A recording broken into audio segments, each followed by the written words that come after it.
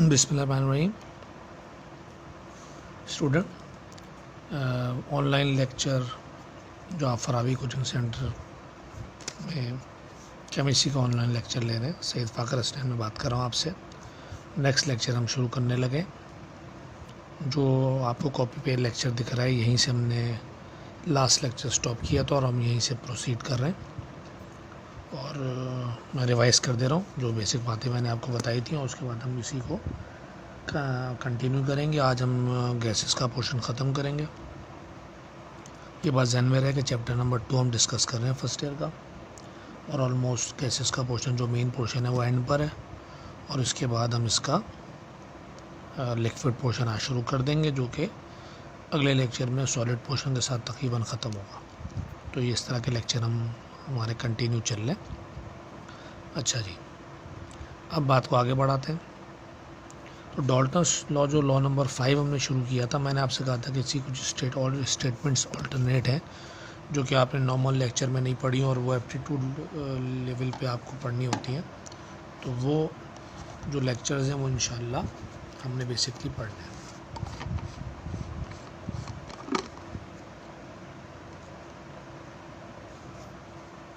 अच्छा भाई, तो जो बात हमने की थी, हमने कहा था कि डाल्टन लॉ अप्लाई कब होगा, जब गैसेस का मिक्सचर होगा और मिक्सचर में 2 या 2 से ज़्यादा गैसेज होंगी। 2 से हम समझ रहे थे बात। दोनों गैसेज अपने अपने से का प्रेशर लगाएंगे, जिसको हम बोलते हैं पार्शियल प्रेशर, और ये बैरोमीटर से मेजर होता है। किससे मेजर होता है? बैरोमीटर से। बैरोमीटर इसको मेजर करता है। लेकिन जो बैरोमीटर प्रेशर मेजर करता है वो अलग अलग नहीं कर सकता, वो कंबाइंड प्रेशर मेजर करता है, जिसको बोलते हैं टोटल प्रेशर। और जो अलग अलग प्रेशर गैसें लगाती हैं उसको बोलते हैं पार्शियल प्रेशर। इन दोनों को रिलेट करना है हमने, यानी हमने रिलेट करना है कौन से प्रेशर को? टोटल प्रेशर को कौन से प्रेशर के साथ? पार्शियल प्रेशर कह लो या आप इंडिविजुअल प्रेशर कह लो, उससे रिलेट करना है। अब इसकी स्टेटमेंट क्या कहती है? स्टेटमेंट बड़ी सादी सी है। स्टेटमेंट ये कहती है कि किसी भी कंटेनर में अगर गैसेस का मिक्सचर है, तो जो गैसेस का टोटल प्रेशर होगा मिक्सचर का, वो बराबर होगा sum of partial pressure of all gases. इससे आसान स्टेटमेंट तो हो नहीं सकता। जो अलहदा स्टेटमेंट आएंगी वो थोड़ी मुश्किल ज़रूर है, पर ये बिल्कुल सादा स्टेटमेंट है, आसान सी आपके सामने।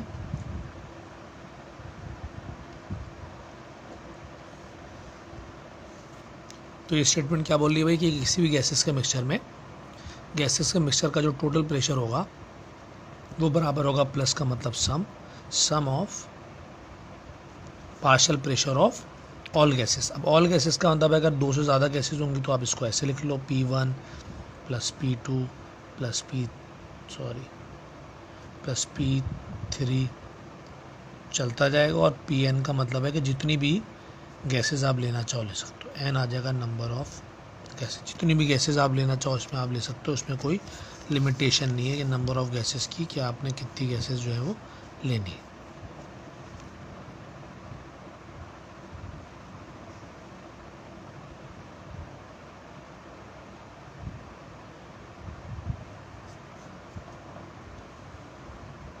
चलिए जी, यहाँ तक सबको बात क्लियर हो गई।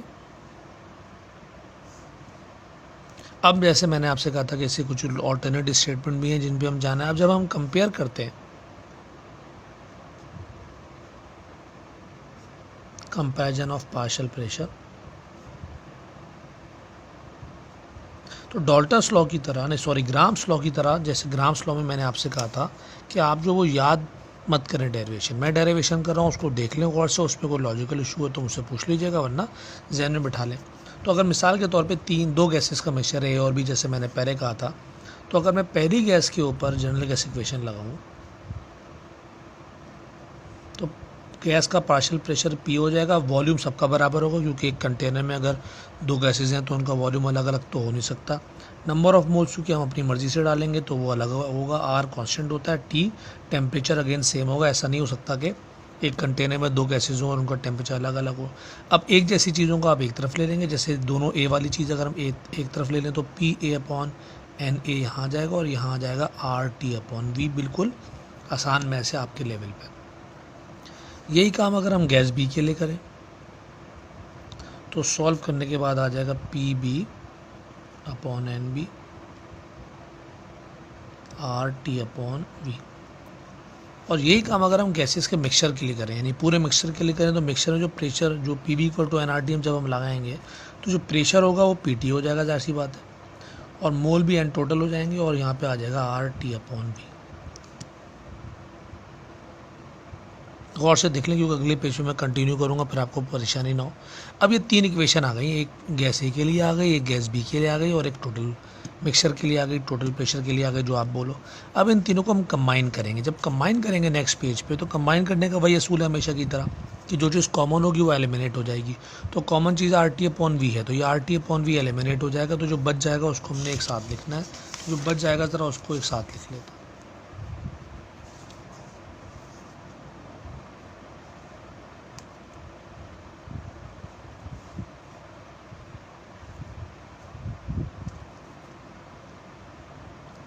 चलो, अब जो बच जाएगा उसको एक साथ लिख लेते हैं। तो ये पहली इक्वेशन में आ जाएगा PA/NA, ठीक है भाई।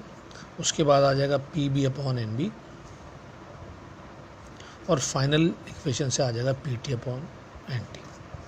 तो ये आपके पास एक फॉर्मूला बनकर आ गया ग्राम्स लॉ का, सॉरी डॉल्टन्स लॉ का एक और फॉर्मूला आ गया कि PA/NA बराबर होगा PB/NB और PT/NT। इसको थ्योरेटिकल फॉर्म में आप ये कह सकते हैं कि पार्शियल प्रेशर और नंबर ऑफ मोल का रेशो बराबर होता है। जितनी भी गैसेज हो मिक्सचर में, उन सबका पार्शियल प्रेशर और उनके नंबर ऑफ मोल का जो रेशो होगा वो हमेशा बराबर होगा। अब इस स्टेटमेंट को निकाल के कुछ स्टेटमेंट और बन सकती हैं, जो कि आप जहन में रखनी है। आपने मिसाल के तौर पे अगर मैं इन दोनों को अलग कर लूँ, PA/NA PB/NB, NA को मैं वहाँ ले जाऊँ तो NA वहाँ जाके मल्टीप्लाई हो जाएगा NA PB/NB। अब अगर आप गौर से इस इक्वेशन को देखें और कोई आपसे बोले कि इस इक्वेशन के लिहाज से आपने NA को बढ़ाया, तो क्योंकि NA गैस A के मोल है, तो गैस A के मोल को बढ़ाने से PB और NB दोनों पे कोई फर्क नहीं पड़ेगा। ऐसा तो नहीं हो सकता कि एक गैस का मोल बढ़ा दें दूसरी गैस का मोल बढ़ जाए, या एक गैस के मोल बढ़ा जाए दूसरी गैस का पार्शियल प्रेशर बढ़ जाए। ये तो ऐसे ही हो जाएगा कि खाना आप खाएं और वेट आपके भाई का बढ़ जाए, ऐसा तो नहीं होगा। तो इसका मतलब ये हुआ कि NA का इन दोनों से तो कोई ताल्लुक है नहीं, तो ये दोनों एक तरह के कांस्टेंट बिहेव करेंगे। तो NA के बढ़ने से अलबत्ता PA, इन दोनों का रिलेशन डायरेक्ट है, तो PA बढ़ जाएगा, तो ये दोनों कांस्टेंट हो। तो यहाँ से एक स्टेटमेंट दूसरी आ गई कि जितना नंबर ऑफ मोल ज़्यादा होगा उतना पार्शियल प्रेशर ज़्यादा होगा। तो इसको आप कैसे कह सकते हैं कि गैसेस के मिक्सचर में 2 गैस हों, 3 गैस हों, 4 गैस हों, तो जिस गैस के मोल सबसे ज़्यादा होंगे उसका पार्शियल प्रेशर भी सबसे ज़्यादा होगा। ये इसकी स्टेटमेंट एक और है, जिसको आप स्टेटमेंट मान लें, आर्गूमेंट मान लें, कोई इशू नहीं है।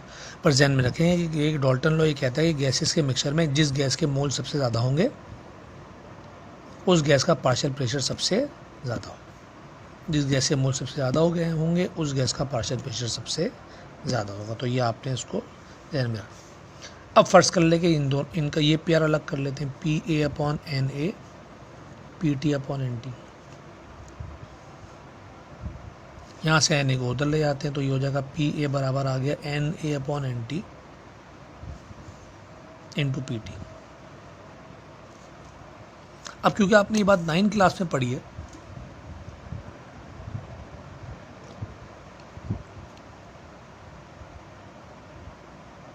अच्छा 9 क्लास से एक बात मुझे जहन में आई, नॉर्मल क्लास में तो ये बातें चलती रहती हैं, ये ऑनलाइन लेक्चर ज़रा एक ख़ास मॉल में हो रहा होता है, तो ये अलग सी बातें जहन में कम आती हैं ज़रा, तो मेरे जहन में आ गया तो मैं आपसे शेयर कर लूँ। और वो बात ये है कि जो 9 की बुक है आपकी, उसमें कोई 8, 10, 15 टॉपिक ऐसे हैं छोटे बड़े मिलाकर, जो फर्स्ट या सेकेंड की बुक में नहीं है, और वो पेपर में आ सकते हैं बिल्कुल। तो अगर पेपर में आ गया तो आप ये क्लेम नहीं कर सकते कि भाई ये फर्स्ट ईयर की और सेकेंड ईयर की बुक में नहीं था, 9 की बुक में तो था। 9 फर्स्ट ईयर सेकेंड ईयर सब एक ही माना जाता है, 9 पढ़ा है तो इंटर में आए। तो इसका मतलब ये हुआ कि अब आपकी एज अ गुड स्टूडेंट जो बहुत ज़बरदस्त तैयारी करना चाहते हो, चाहते एक सवाल भी ऐसा ना हो कि उनको फंसे, तो वो इन ये जो टाइम आजकल चल रहा है फ्री टाइम, इसमें ज़रा 9 की बुक ले लें और पहले तो सर्च कर लेंगे कौन कौन से टॉपिक ऐसे हैं जो कि इंटर में आपने नहीं पढ़े। आप पेज पलटेंगे आपको अंदाज़ा हो जाएगा। कुछ मैं भी आपको बता दूंगा बातों बातों में, कुछ जो है वो आपको टीचर एज अ टीचर हम बता ही रहे हैं, लेकिन आपकी भी अपनी एक ज़िम्मेदारी है कि आप जो है ना वो उसको फॉलो करें। मिसाल के तौर पे आपको फेराडेज के लॉज मिलेंगे, वो 9 में इंटर में नहीं है। मिसाल के तौर पे आयरन की एक्सट्रैक्शन मिलेगी बुक 2 में, जो 9 में इंटर में नहीं है। मिसाल के तौर पे लंदन फोर्सेस, डिस्पर्जन फोर्सेस जैसे टॉपिक बॉन्डिंग के मिलेंगे जो 9 की बुक में है, इंटर में नहीं है। तो अब आपकी जिम्मेदारी है कि आप पढ़ें और अगर कोई कन्फ्यूजन है तो क्लियर करें। अब आते हैं वापस। तो 9 में बिल्कुल इसी तरह का टॉपिक आपने पढ़ा जो फर्स्ट ईयर सेकेंड ईयर में नहीं पढ़ा। वो ये है कि जब किसी भी चीज़ के मोल का टोटल मोल से रेशो लेते हैं, किसी भी एक चीज़ के मोल का टोटल मोल से आप रेशो लेते हैं तो उसको मोल फ्रैक्शन बोलते हैं। This is called mole fraction. ये 9 के सॉल्यूशन के चैप्टर में आपको पढ़ाया गया। Mole fraction, mole fraction is a ratio of number of mole of a substance with total mole. तो अब यहाँ एक और स्टेटमेंट आपके पास आ गई कि किसी भी गैसेस के मिक्सचर में मोल फ्रैक्शन का और टोटल प्रेशर का जो प्रोडक्ट होगा, मोल फ्रैक्शन का, ये मोल फ्रैक्शन हो गया, और पीटी, मोल फ्रैक्शन का और टोटल प्रेशर का जो प्रोडक्ट होगा वो पार्शियल प्रेशर ऑफ गैस के बराबर होगा। आई होप कि आपने बात सुनी, दोबारा सुन लें कि किसी भी गैसेस के मिक्सचर में मोल फ्रैक्शन जो होगा किसी भी सब्सटेंस में, किसी भी गैस, और गैसेस चल रहा हमारा टॉपिक, किसी भी गैस का जो मोल फ्रैक्शन होगा वो और टोटल प्रेशर का जो प्रोडक्ट होगा वो पार्शियल प्रेशर के बराबर होगा। ये इसकी एक और स्टेटमेंट कह लें, आर्गूमेंट कह लें, आपको अच्छी तरह क्लियर होना चाहिए। अच्छा, पूरे इसके नोमाइकल तो बहुत बड़ा नोमाइकल इसका होता था जो कि नहीं है, लेकिन ये इस वाले फॉर्मूले के नोमाइकल तो खैर आप आराम से हैंडल कर ही सकते हैं, सारी वैल्यूज़ पता होंगी और प्लेस ही करना है। एक और इसका कॉन्सेप्ट था जो इसकी एप्लीकेशन कहलाती है और वो बुक से ज़रूर रीड कीजिएगा, पढ़ा तो रहा हूँ मैं। और ये कि जो गैसेस वाटर की डिस्प्लेसमेंट से बनती हैं,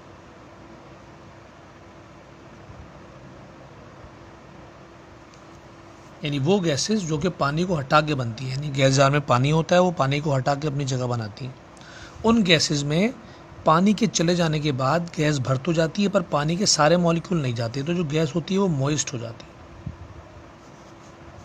ठीक है भाई, एक दफ़ा और सुन ले क्या बोला मैंने, कि वो गैसेस जो इस तरह से बनती हैं कि गैस जार में पहले पानी होता है, फिर गैस इंटर होती है, फिर वो पानी को वहाँ से डिस्प्लेस करती है, हटाती है और जगह घेर लेती है। उन मेथड में गैस जब पूरे गैस जार में भर जाती है तो पानी के सारे मॉलिक्यूल एस्केप नहीं होते, कुछ पानी के वेपर रह जाते हैं।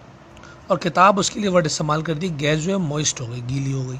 तो ऐसी सूरत में वहाँ किताब डाल्टन लॉ लगाती है और वो आपसे कहती है कि जो पी टोटल होगा वो बराबर होगा पी ड्राई के, यानी पी गैस के, ड्राई गैस के साथ में पी वाटर। इसको न्यूमेरिकल में इस्तेमाल करते हैं और एप्टीट्यूड लेवल पे न्यूमेरिकल क्योंकि इतना बड़ा नहीं आ सकता, तो ये कॉन्सेप्ट आपने रखना है कि जहाँ पर भी गैस जो है वो मॉइस्ट होगी, पानी साथ में होगा, वहाँ जो ड्राई गैस का प्रेशर होगा और जो पानी का प्रेशर होगा, इसको जो सम होगा वो टोटल प्रेशर के बराबर होगा। तो ये डाल्टन लॉ की एप्लीकेशन कहलाती है, उसको एप्लीकेशन के तौर पे आपने जहन में रखना है। तो ये हमने गैसेस का तफसीली जो टॉपिक था वो ख़त्म कर लिया फाइनली।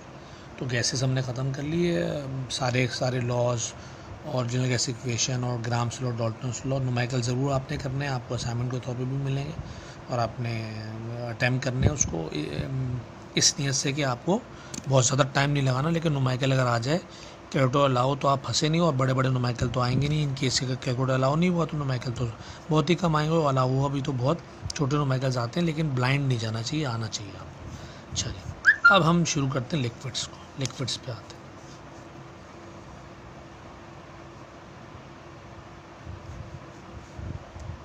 लिक्विड छोटा पोर्शन था जैसे कि आपको याद होगा, तो डेफिनेशन तो मैं आपको लिक्विड ही कराई चुका हूँ कि लिक्विड अपनी शेप चेंज कर लेता है पर अपना वॉल्यूम चेंज नहीं करता। इसके बिहेवियर से शुरू करते हैं।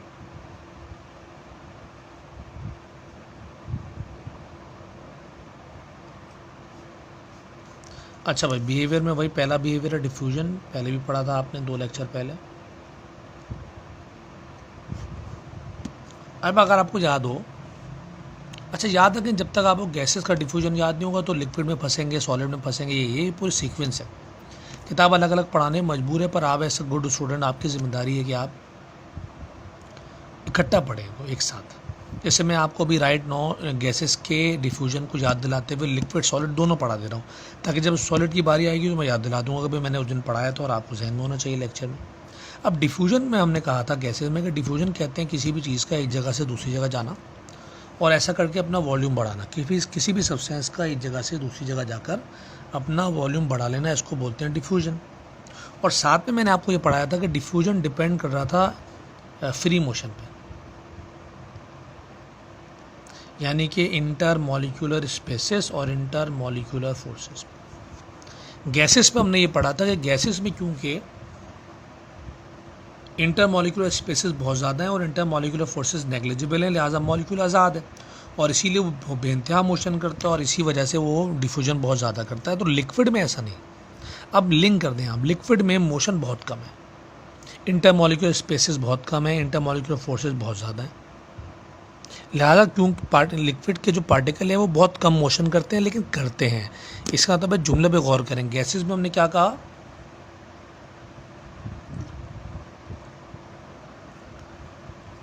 गैसेस में हमने कहा कि गैसेस के जो पार्टिकल हैं वो बहुत ज़्यादा मोशन करते हैं। लिक्विड में हमने कहा कि लिक्विड के पार्टिकल बहुत कम मोशन करते हैं, लेकिन मोशन करते हैं। तो इसका मतलब क्या हुआ कि लिक्विड में डिफ्यूजन होगी पर बहुत कम होगी, गैसेस से कंपेयर करने में बहुत कम होगी, क्योंकि पार्टिकल बहुत कम ट्रैवल करते हैं। जबकि सॉलिड जब पढ़ाएंगे हम, तो वहाँ हम बोलेंगे कि इंटरमॉलिक्यूलर स्पेसेस और कम है, नेग्लिजिबल, और इंटरमॉलिक्यूलर फोर्सेस और ज़्यादा है, पार्टिकल क्लोजली पैक्ड है, पार्टिकल को मोशन करना ऑलमोस्ट अलाउ नहीं है। तो जब ऑलमोस्ट अलाउ नहीं है तो उसका मतलब है कि पार्टिकल एक जगह से दूसरी जगह बिल्कुल भी ट्रैवल नहीं कर सकते या नेग्लिजिबल कर सकते हैं, इसीलिए वहाँ हम डिफ्यूजन बोलेंगे नेग्लिजिबल। तो तीनों को कैसे ध्यान में रखेंगे कि गैसेज में डिफ्यूजन बहुत ज़्यादा है, लिक्विड में बहुत कम है पर है, और सॉलिड में जो डिफ्यूजन होगा वो कैसा होगा, नेग्लिजिबल होगा। The diffusion in liquid is very much lesser than gases, while the diffusion in solid is negligible due to very strong intermolecular forces.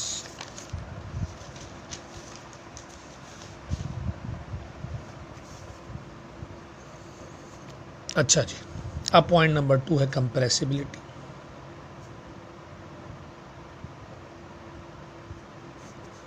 बिल्कुल इसी तरह कंप्रेसिबिलिटी में हमने गैसेस में क्या पढ़ा था कि भाई कंप्रेसिबिलिटी में क्या होता है कि आप लगाते हैं फोर्स,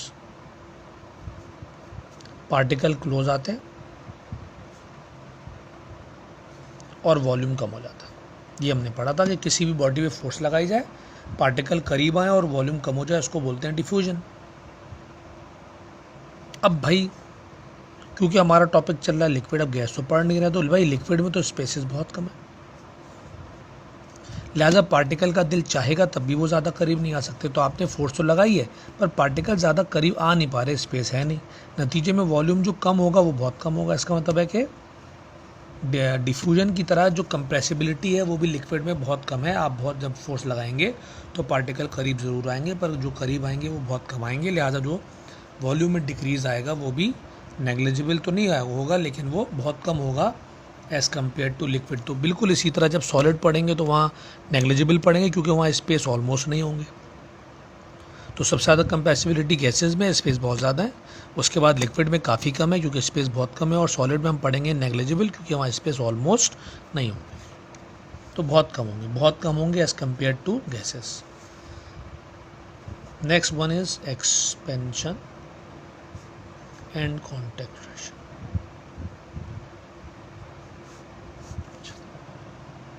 एक्सपेंशन एंड कॉन्ट्रैक्शन, किसी भी, अब लिक्विड पढ़ रहे हैं तो लिक्विड का वर्ड इस्तेमाल कर लेता हूँ। लिक्विड को अगर आप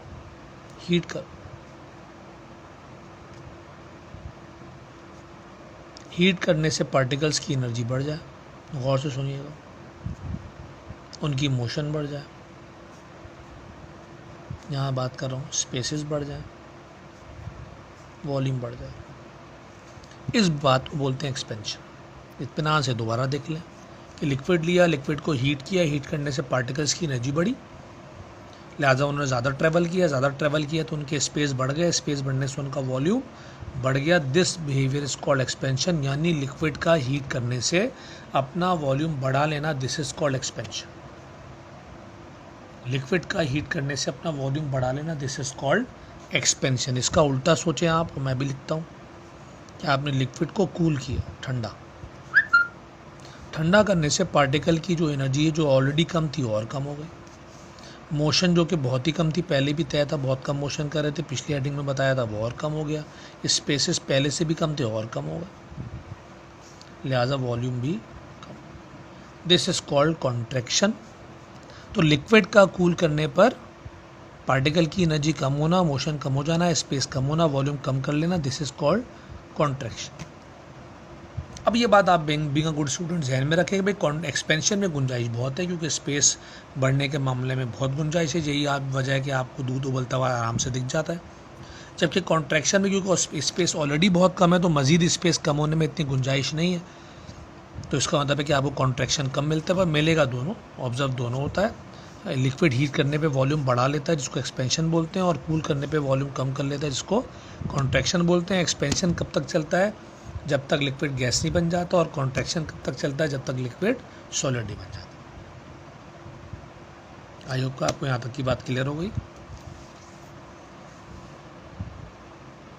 नेक्स्ट वन इज विस्कोसिटी। अब 3 बड़े टॉपिक शुरू हो।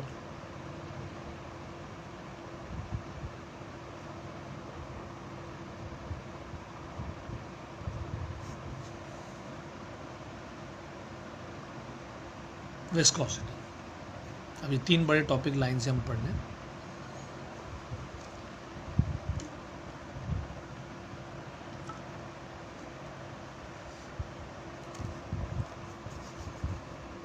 अच्छा, लिक्विड के बारे में किताब कहती है कि लिक्विड के जो पार्टिकल हैं वो इस तरह से आपस में कनेक्टेड होते हैं। ड्राइंग पे मत जाइएगा, ज़रा बात समझिएगा। आपस में इस तरह करें, इंटरमॉलिक्यूलर फोर्स, और कनेक्टेड होने की वजह से इंडिपेंडेंट मोशन नहीं करते, कलेक्टिव मोशन करते हैं। गैसेस में क्या होता है कि एक पार्टिकल आगे जब बढ़ता है तो दूसरे से उसका कोई वास्ता नहीं होता, दूसरा आगे बढ़ता है तीसरे से कोई वास्ता नहीं होता। सॉलिड का पार्टिकल तो ज़रा ट्रैवल करता ही नहीं, इतनी फोर्सेस ज़्यादा होती है।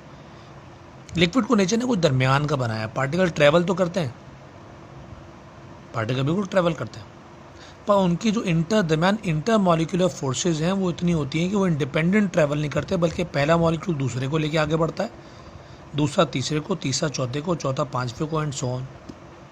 सब एक दूसरे को लेके आगे बढ़ते हैं। तो ये जो बिहेवियर है लिक्विड का कि कलेक्टिव मोशन करते हैं, सारे पार्टिकल एक साथ ट्रैवल करते हैं, ऑब्जर्वर को अलग अलग दिखाई नहीं देते, एक साथ चलते हुए दिखते हैं, इसको दुनिया जानती है फ्लो के नाम से। बड़ी मशहूर बात है। तो इसका मतलब ये हुआ कि जो लिक्विड है उसके पार्टिकल्स कलेक्टिव मोशन करते हैं जिसको फ्लो बोलते हैं। आई होप की बात क्लियर हो गई आप। अब ज़रा इसको नेगेटिव पॉइंट ऑफ व्यू से देखते हैं कि जब पहला मॉलिक्यूल आगे बढ़ रहा है और वो चाह रहा है कि दूसरा साथ में आए, दूसरा चाह रहा है तीसरा साथ में आए, तीसरा चाह रहा है चौथा साथ में आए और लिक्विड फ्लो करे, सही बात है। लेकिन दूसरा मॉलिक्यूल पहले के बारे में क्या चाह रहा है? दूसरा चाह रहा है कि पहला जब आगे जाए तो दूसरा उसको रोके। अट्रैक्शन का कॉन्सेप्ट है अपनी तरफ खींचना। तो मॉलिक्यूल नंबर 1 आगे जा रहा है, दूसरा उसको रोक रहा है। मॉलिक्यूल नंबर 2 आगे जा रहा है, तीसरा उसको रोक रहा है। मॉलिक्यूल नंबर 3 आगे जा रहा है तो चौथा उसको रोक रहा है। तो हर मॉलिक्यूल अपने से आगे वाले पार्टिकल को मोशन करने से रोकना चाहता है। तो जब हर मॉलिक्यूल अपने से आगे वाले मॉलिक्यूल को फ्लो करने से, मोशन करने से रोकना चाहता है, तो एक रेजिस्टेंस क्रिएट होती है जो नहीं चाहती कि लिक्विड फ्लो करे। एक रेजिस्टेंस क्रिएट होती है जो नहीं चाहती कि लिक्विड फ्लो करे। This resistance is called viscosity. इसको बोलते हैं विस्कोसिटी। तो हर लिक्विड के पार्टिकल्स में ये बिहेवियर होता है कि वो नहीं चाहते कि उनका आगे वाला पार्टिकल ट्रेवल करे, लिहाजा लिक्विड में एक रेजिस्टेंस होती है। अब किसी के जहन में आ रहा है कि फिर फ्लो कैसे होता है? जो फ्लो हमेशा एक्सटर्नल हेल्प से होता है। जब ये एक्सटर्नल हेल्प डोमिनेट करती है रेजिस्टेंस को तो फ्लो हो जाता है। जैसे स्लोप है, जैसे कि विंड है, जैसे कि मोटर है, एंड सो ऑन। जब भी एक्सटर्नल हेल्प मिलेगी लिक्विड के पार्टिकल को और रेजिस्टेंस को ओवरकम करेगी तो फ्लो होगा। कहीं पर भी जो रेजिस्टेंस होगी वो अगर एक्सटर्नल हेल्प से या एक्सटर्नल फोर्स से ज़्यादा होगी तो फ्लो नहीं होगा। मिसाल के तौर पे कभी अगर आप किसी का कोई मेडिसिन है और आप लिक्विड मेडिसिन है और आपने बॉटल में से बाहर निकालना चाहते हैं उसको, तो अब ये फैसला आप करते हैं कितना स्लोप देने का फैसला क्या सोच के करते हैं आप? या आपने एक स्लोप दिया वो बाहर नहीं आई तो आप और स्लोप देते हैं, और स्लोप देंगे बाहर नहीं आएगा आप और स्लोप देंगे। हो सकता है फोर्स लगानी पड़े, जैसे केचप वगैरह की बॉटल्स में कभी कभार करना पड़ता है। तो जब रेजिस्टेंस इतनी ज़्यादा हो कि फ्लो ना हो रहा पार हो तो एक्सटर्नल हेल्प को बढ़ाना पड़ता है। तो वो रेजिस्टेंस जो नहीं चाहती कि लिक्विड फ्लो करे उसको बोलते हैं विस्कोसिटी, और इसको विस्कोमीटर से मेजर करते हैं। विस्कोमीटर से मेजर होता है और इसका यूनिट होता है पॉइस। साथ साथ लिख दिया मैंने सारी बातें। पॉइज इसका यूनिट होता है, विस्कोमीटर से इसको मेजर करते हैं, और ये रेजिस्टेंस है जो नहीं चाहती कि लिक्विड क्या करे, फ्लो। अब फैक्टर्स हैं, वो फैक्टर्स जो जिनकी वजह से रेजिस्टेंस कम ज़्यादा होती है, किसी में कम होगी किसी में ज़्यादा, वो फैक्टर जिसकी वजह से रेजिस्टेंस कम ज़्यादा होती है उसको हम पढ़ते हैं।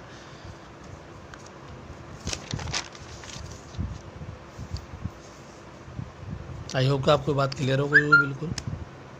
रेजिस्टेंस है जो नहीं चाहती लिक्विड फ्लो करे, पॉइज की यूनिट है, विस्कोमीटर से मेजर करते हैं, और सारी बातें हमने कर ली। अच्छा, फैक्टर्स 3 फैक्टर पढ़ने। पहला फैक्टर है इंटर मॉलिक्यूलर फोर्सेस, दूसरा है टेम्परेचर, तीसरा है डेंसिटी।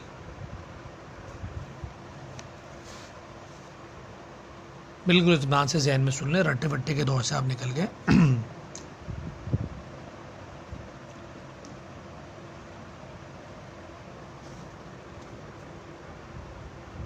चूँकि विस्कोसिटी है ही इंटरमॉलिक्यूलर फोर्स की वजह से, तो इंटरमॉलिक्यूलर फोर्स ज़्यादा होगी तो रेजिस्टेंस भी क्या होगा, ज़्यादा विस्कोसिटी भी ज़्यादा। इसका मतलब है कि वो लिक्विड जिनमें इंटरमॉलिक्यूलर फोर्स ज़्यादा होती है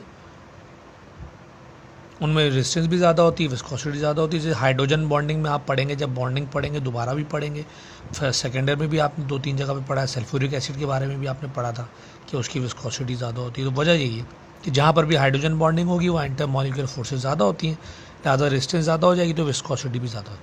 तो greater the intermolecular forces greater will be viscosity. Temperature ज़्यादा होगा, एनर्जी बढ़ेगी, एनर्जी बढ़ेगी, मोशन बढ़ेंगे, स्पेसेस बढ़ेंगे, फोर्स कम हो जाएगी, विस्कोसिटी कम हो जाएगी। गौर से देख ले सारी बात, इत्मीनान से एक दफ़ा और देख लें आप कि जब आपने टेम्परेचर बढ़ाया तो पार्टिकल की एनर्जी बढ़ी, पार्टिकल की एनर्जी बढ़ी तो वो ट्रैवल ज़्यादा करेंगे, ट्रैवल ज़्यादा करेंगे तो उनके दरमियान मोशन बढ़ेंगी, स्पेस बढ़ेंगे, फोर्सेस कम हो जाएंगी, फोर्सेस कम हो जाएंगी तो विस्कोसिटी भी। ये वजह है कि आप एक रीज़न याद करते थे, वो भूल गए होंगे अब तो आप, कि भाई जो लिक्विड है उसमें समर में उसकी विस्कोसिटी कम होती है, क्योंकि समर में टेम्परेचर ज़्यादा होता है, लिक्विड तेज़ फ्लो करता है तो विस्कोसिटी कम होती है। अच्छा भाई, डेंसिटी ज़्यादा होगी तो डेंसिटी का फॉर्मूला होता है मास अपॉन वॉल्यूम। तो अगर डेंसिटी ज़्यादा होगी तो रिलेशन इन्वर्स होने की वजह से वॉल्यूम कम होगा, वॉल्यूम कम होगा तो पार्टिकल्स करीब होंगे, पार्टिकल के अंदर स्पेस कम होगा, स्पेस कम होगा तो फोर्स ज़्यादा होगी, फोर्स ज़्यादा होगी तो विस्कोसिटी ज़्यादा होगी। तो बहुत सारे ऐसे लिक्विड है जो ज़्यादा डेंसर हैं और डेंसर होने की उनकी विस्कोसिटी ज़्यादा है, क्योंकि डेंसर होंगे, मैं रिपीट कर रहा हूँ, डेंसर ज़्यादा होंगे तो वॉल्यूम कम होगा, वॉल्यूम कम होगा, पार्टिकल करीब होंगे, स्पेस कम होगा, फोर्सेस ज़्यादा हो जाएंगी, फोर्सेस ज़्यादा हो जाएंगी तो विस्कोसिटी भी क्या हो जाएगी, ज़्यादा हो जाएगी। तो ये 3 फैक्टर हैं जो विस्कोसिटी, ये मेन फैक्टर जिनकी वजह से विस्कोसिटी कम ज़्यादा होती है। नेक्स्ट टॉपिक हमारा जो हम स्टार्ट करेंगे आज, दैट इज सरफेस टेंशन।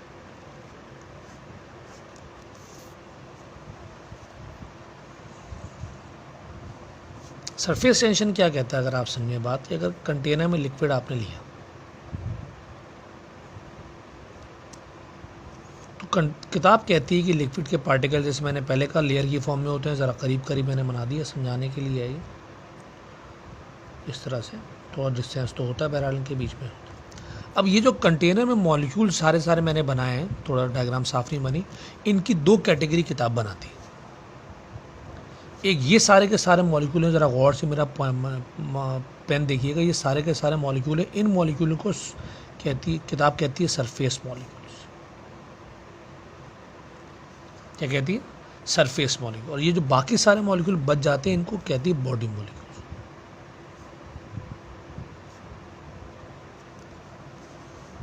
तो सरफेस मॉलिक्यूल्स और बॉडी मॉलिक्यूल्स, सरफेस मॉलिक्यूल्स और बॉडी मॉलिक्यूल्स। अब पहले किताब कहती है कि बॉडी मॉलिक्यूल में से अगर कोई मॉलिक्यूल, आप गौर से, बॉडी मॉलिक्यूल में से कोई मॉलिक्यूल उठाएं तो ये डायग्राम बनेगी। ये जो डार्क की है मैंने, ये हमारा मेन मॉलिक्यूल है,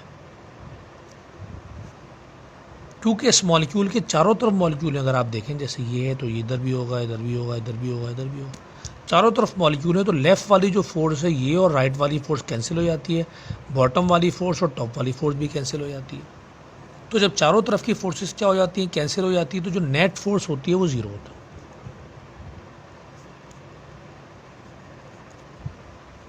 नेट फोर्स क्या हो जाती है, ज़ीरो हो जाती है।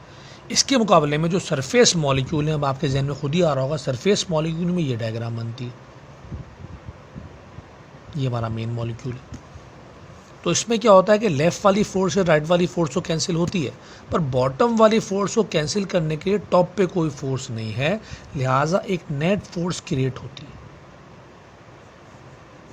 और ये नेट फोर्स सिर्फ और सिर्फ क्रिएट होती है कहाँ पे भाई, सरफेस।